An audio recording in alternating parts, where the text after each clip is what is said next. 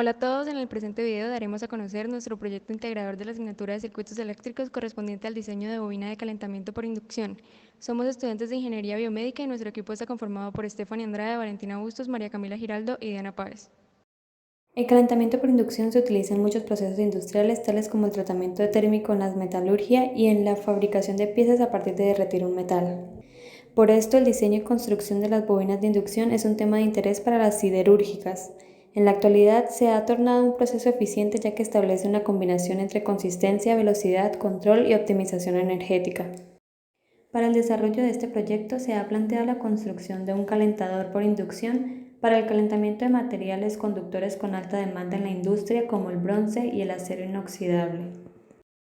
Las ventajas que se encuentran en este proceso es el ahorro de energía, el rápido calentamiento de materiales, su seguridad por no necesitar un contacto externo y su protección con el medio ambiente ya que no utiliza combustible y no emite gases. Un sistema de calentamiento por inducción consiste en una fuente de corriente alterna, una bobina de inducción y la pieza de trabajo calentar.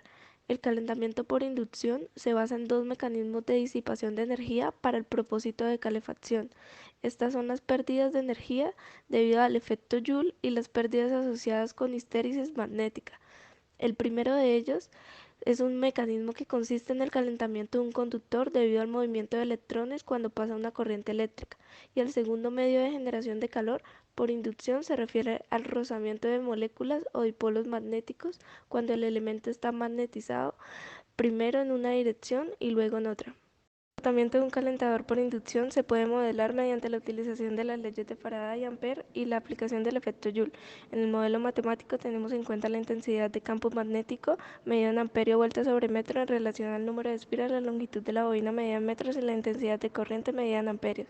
La fuerza electromotriz producida por el material conductor que se modela en la ecuación 2, la potencia disipada que se representa en la ecuación 3, la longitud de penetración delta descrita por la expresión 4, la inductancia descrita por la expresión 6 y por último se puede hallar el factor de calidad Q, que se define como la relación entre la potencia reactiva que está asociada a la energía almacenada en la inductancia y la potencia activa que se asocia a la energía disipada en la resistencia, tal como se aprecia en la expresión 7. El circuito está conformado por una bobina principal de 10 espiras que se conectan con dos bobinas secundarias que se dirigen hacia la fuente de alimentación, junto con dos condensadores de 330 nanofaradios que están en paralelo. Además, tiene dos resistencias de 220 ohms y otras dos de 10.000 ohms que se conectan en serie con un diodo Zener de 1.7 voltios para estabilizar el circuito. Y por último, cuenta con dos MOSFET, mejor conocidos como transistores o integrados, que sirven para regular el voltaje de entrada del sistema.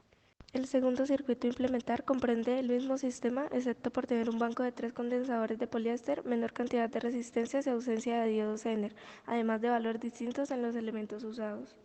El desarrollo del prototipo comprendió la elección de los materiales que se ilustran en las imágenes y que son mostrados en la tabla de costos, correspondientes a los dos prototipos estudiados como posibles proyectos a ejecutar con un costo final respectivamente de 49.400 y 53.900.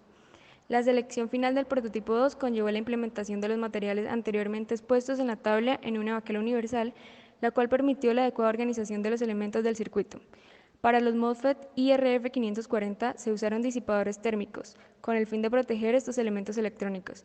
De la misma manera se partió soldando los MOSFET a la baquela y a partir de allí se realizaron las conexiones correspondientes al esquema simulado en Proteus y mostrado anteriormente. Una vez limados los extremos de la bobina principal, dispuesta en los extremos de la baquela y soldada respectivamente, se obtuvo el resultado final del desarrollo del circuito seleccionado, al cual se le añadieron cables con caimanes que facilitarían su alimentación. En la realización del proyecto no se tuvo en cuenta el control de la temperatura ni el tiempo exacto en el que los materiales utilizados llegan a su temperatura de fusión.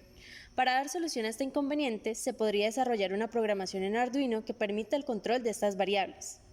Teniendo en cuenta de que los calentadores industriales tienen un sistema de control que me permite regular con mayor efectividad, precisión y consistencia la temperatura, el tiempo y la zona de calentamiento, es importante considerar el desarrollo de estos factores. Además, al momento de realizar la fase de prueba del calentador por inducción, Se podrían considerar diferentes materiales oscilando entre materiales magnéticos y no magnéticos, conociendo que cualquier metal genera calentamiento, pero si el material es magnético, su comportamiento es más eficiente, rápido y constante que los no magnéticos. Por otro lado, con el prototipo desarrollado se obtuvo una continuidad en los puntos de conexión a la fuente y al mismo tiempo la resistencia equivalente era muy baja comparada con el circuito comercial. Por esta razón se presentaron fallas al momento de realizar la prueba y el prototipo resultante no funcionó. Podemos observar el funcionamiento del prototipo 1 donde varían las corrientes de entrada y en la bobina al introducir el destornillador que logra calentarse el rojo vivo. Como conclusiones importantes tenemos que, como era de esperarse, la corriente medida en la bobina se amplificaba respecto a la corriente de entrada y el voltaje tenía un comportamiento inverso, puesto que este disminuye comparado con el voltaje de entrada usado, que fue de 10 voltios. Segundo, que el área transversal del metal conductor sometido al calentamiento influye en el tiempo para el cual se consigue la máxima entrega de transferencia de calor.